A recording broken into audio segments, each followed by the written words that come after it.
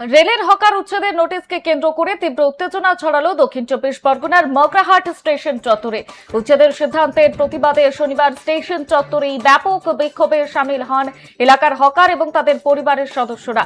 সারা Bangla railway hawkers এবং ক্ষুদ্র ব্যবসায়ী বস্তি উচ্ছেদ বিরোধী কমিটি এর ব্যানারে একটি আন্দোলনের ডাক দেওয়া হয়। বিক্ষোভকারীদের স্পষ্ট দাবি, গরিব ব্যবসায়ীদের বিকল্প পুনর্বাসনের ব্যবস্থা না করে কোনোভাবেই উচ্ছেদ করা চলবে না।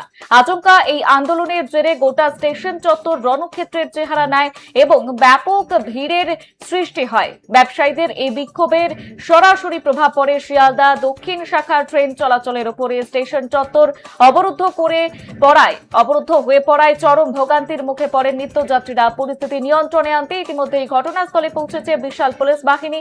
তবে পুনর্বাসন নিয়ে প্রশাসনের তরফে এখনো পর্যন্ত কোন রকম চূড়ান্ত সিদ্ধান্তের কথা জানা যায়নি। কর্মসংস্থানের ব্যবস্থা না করে হকারদের উচ্ছেদ করা হচ্ছে কেন? জবাব চাই। কর্মসংস্থানের ব্যবস্থা না করে বসতি উচ্ছেদ করা চলবে না। বর্তমানে ডবল ইঞ্জিন সরকার, তারা ঠিক করেছে স্টেশনে স্টেশনে হকার। এই প্রশ্নে আপনার কি বক্তব্য একটু স্পষ্ট করে বলবেন?